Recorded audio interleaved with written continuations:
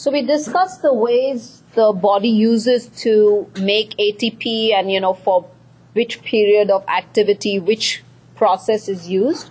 So let's look at these processes. Let's look at some videos on these processes. So the first one is creatine phosphate, which is used for short bursts of activity.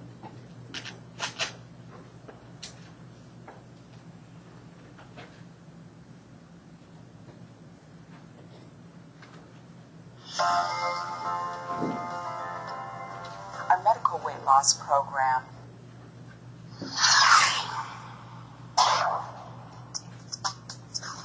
If you've ever wondered how creatine really works, you've come to the right place. Creatine helps to build lean mass and burst power output. But what is creatine? In foods like beef, chicken, and fish. Creatine is even produced naturally in the liver.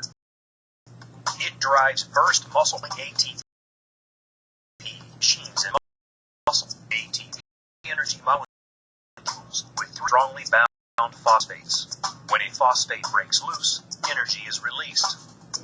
Creatine's job is to replenish the phosphates to keep ATP running. Supplemental creatine, sheer volume of a fuel to power. Now, let's look inside a muscle fiber to see exactly how this works. Muscle fibers are composed of short segments of sarcomere. Each sarcomere contains contractile proteins called actin and myosin. The signal to contract starts with an impulse from the nervous system. Energy released from ATP powers each cycle of contractions. This is why more available protein supports greater muscle power output and explosive strength. Let's review. Supplementing with... So you saw how creatine helps with short bursts of power, and your body actually stores enough ATP to do about 4 seconds of activity. And after that, creatine is the one which is going to provide it. If your activity is a little bit longer, then you have to do the anaerobic pathway. So let's take a look at this.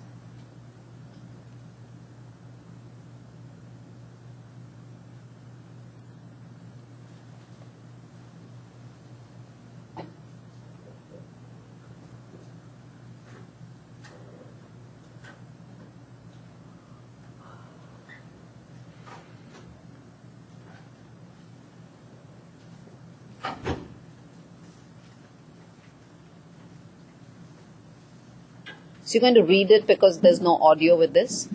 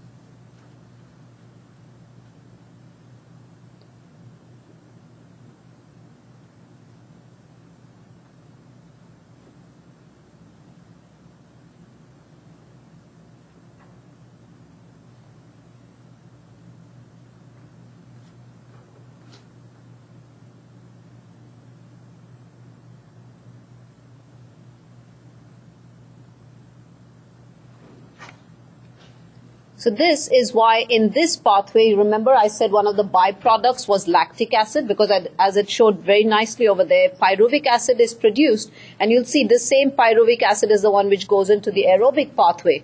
But if it's produced faster than it can be utilized, it gets broken down into lactic acid. And that lactic acid builds up and causes fatigue and, soreness. So you can't use that. So that's why you use this pathway only for like short activities, which is about, maximum to a minute. Now, if you wanted some slow, sustained activity, that's when you'll use the aerobic pathway, which gets the pyruvic acid from glycolysis, the initial breakdown, or you could even use fatty acids and amino acids to go into this pathway. So let's look at the aerobic pathway.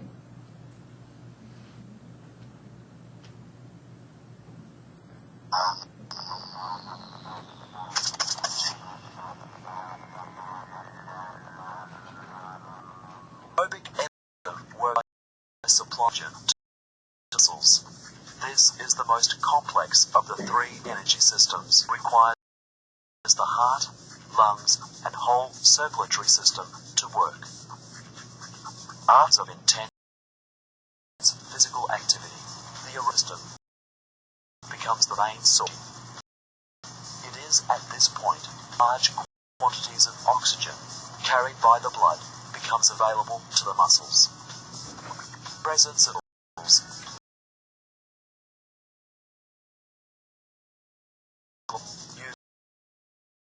uses large stores of glycogen in the body, which is synthesized into ATP and products, which the muscle cells expel via the blood. This expulsion of the waste products prevents muscles from becoming fatigued in a short period of time. The heart, lungs work greater oxygenated blood around them. Aerobic energy allows the muscles to keep on working and working, as well as using glycogen as the basis for ATP. The aerobic system uses the body. However, this requires large amounts of oxygen, so for moderate to intense physical activity, glycogen is the preferred source of ATP. To activity used up, fat takes over synthesis. Marathon runners, they can detect when this occurs in the body and refer to reaching that point as hitting the wall.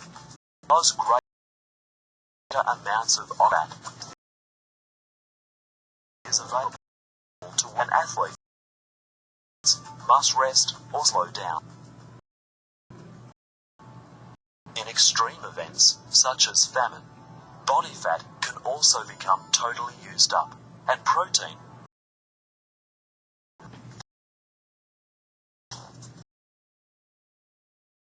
the aerobic system requires heart and circulatory system to oxygen to muscles.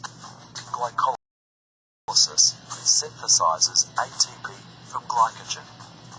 Water and CO2 cells blood flow.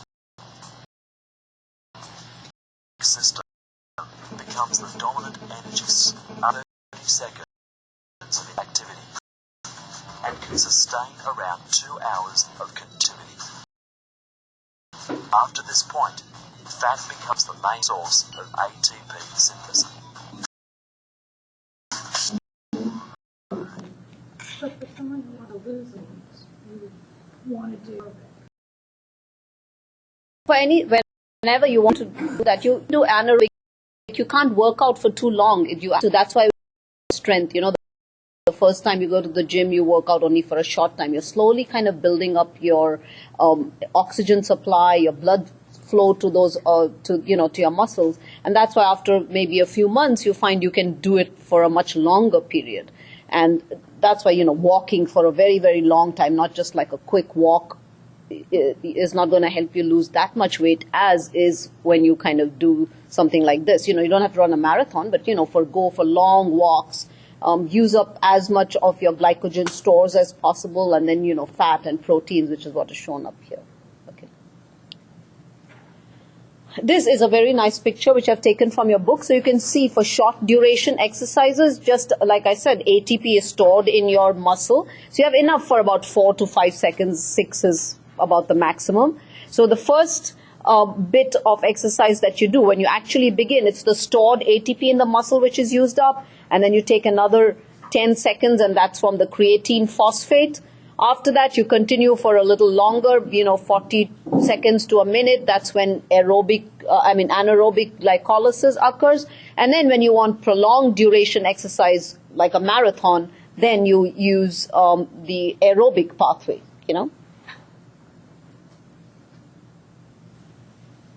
Here we're going to look at types of muscle fibers based on how fast they contract and how fast they generate ATP. So the names itself kind of tell you that. So this is called slow oxidative. So slow, it hydrolyzes ATP slowly. Oxidative means it uses oxygen, or the aerobic pathway. Okay, so these are also known as slow twitch muscles. And in our body, our muscles are basically made up of all three types. There are three types over here. This is the first type, slow oxidative. They are a mix of the three types of fibers. We have a predominance of one based on what our activity is.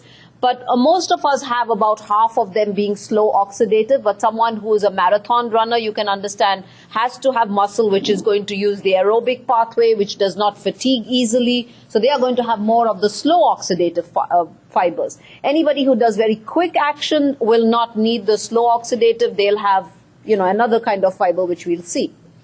So let's look at some properties of the slow oxidative pathway. This hydrolyzes ATP slowly. That's why it's called slow. Remember, the aerobic pathway was slow to start, but when it did start, it produced a lot of ATP. So it uses oxygen. That's why it's called oxidative. Hence, it will have a lot of mitochondria in it, because mitochondria is the area where aerobic pathway occurs.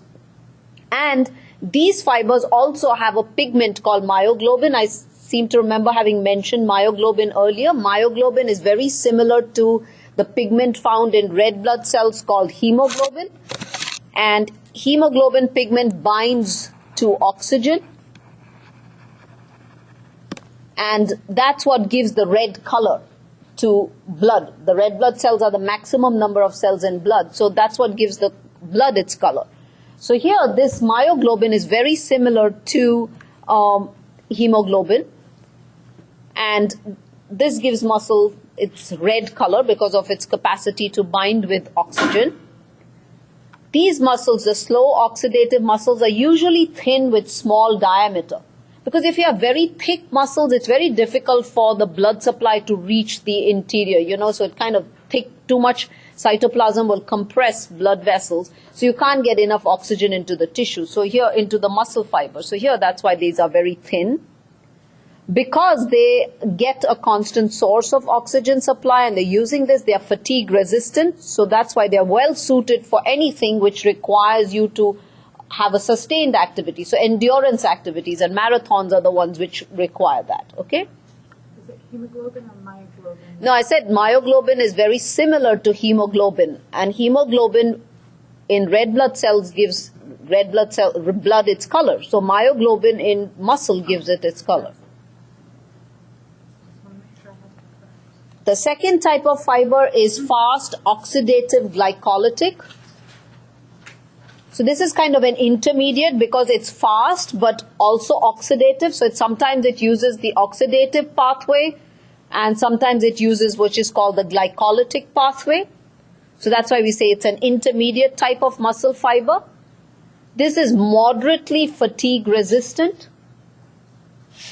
So used for, sprinting or walking, but not for very, very long distances, for short, but not really short, intense activity. The third type of fiber are what are called fast glycolytic, and these are called fast twitch.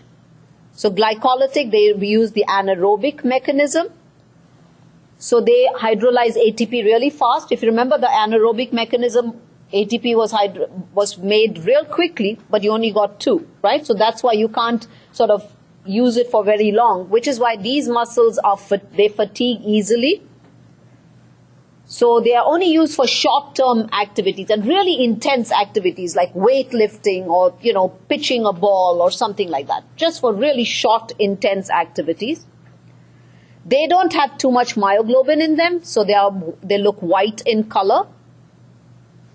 Their fibers are really large because, think of it, when you weightlift, you need really bulky sort of your muscles of your thigh and muscles or arm muscles should be really strong in order to be able to do that. Okay, so very, very large diameter.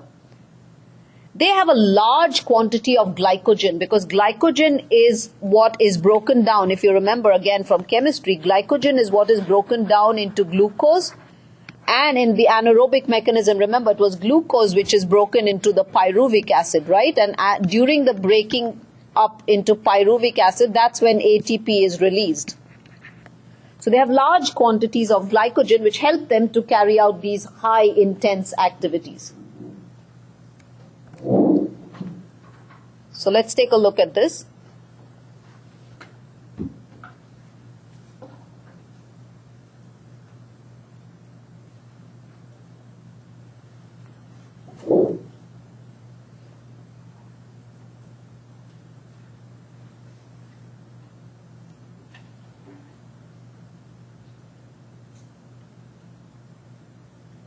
It looks like it's taking a while to load.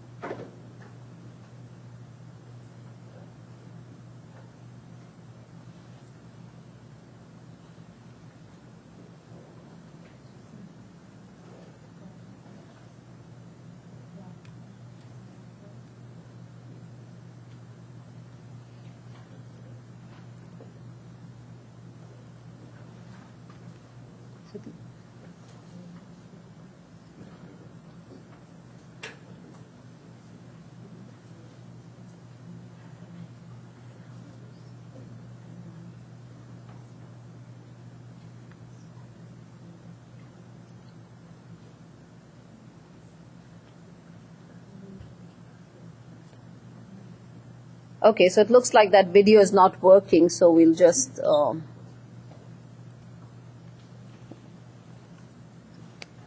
okay, let's answer this question. Okay, just 1 second. I probably have to do it again.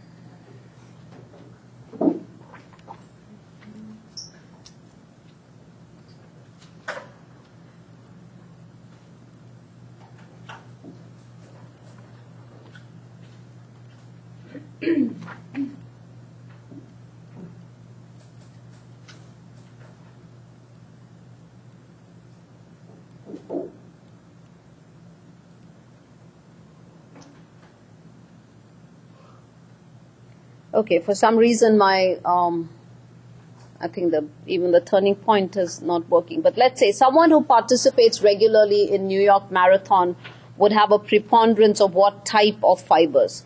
So let's see. How many of you would say fast glycolytic? So I'm going to draw the thing myself. Nobody in class, okay. How many say slow oxidative? Everybody? Okay. Slow oxidative, so A, B, and C. So, okay, I've got a big... How many say fast oxidative glycolysis? No one. Okay, very good. Yes, it is slow oxidative. Okay. I went with what everyone else said. Okay, here's a good review for you guys of muscle fibers. This is something which I took from your book. So you can see, like just to put everything together, their speed of contraction is slow. They hydrolyze ATP slowly. The primary mechanism is aerobic. The glycogen stores are low because they don't need, they get the pyruvic acid from the anaerobic glycolysis, or you can use fats and lipids. They are slow. They are fatigue resistant, and you can see endurance type activities. They are red in color, many mitochondria, and then you can look at all of these. So they are intermediate sprinting and walking, red to pink because they are in between. And if you look at the fast glycolytic, they use anaerobic glycolysis. They fatigue very easily, so that's why you can't use these fibers for very long activities. They are white and very few mitochondria because they don't need as many because they're using the anaerobic pathway.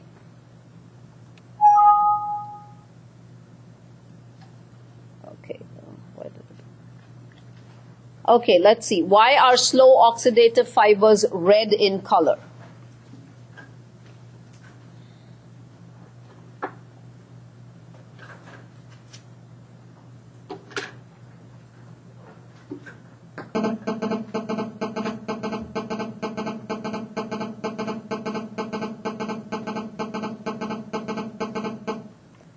Okay, I don't think it registered. But anyway, let's see. How many of you say they don't hydrolyze ATP fast? How many say they contain myoglobin? Okay, looks like. And how many say they have very little connective tissue? No one. Okay, looks like most of you decided this. Okay, very good. Yes, so that is, because they have myoglobin which binds to oxygen, giving it that red color, that's why they are red in color, okay?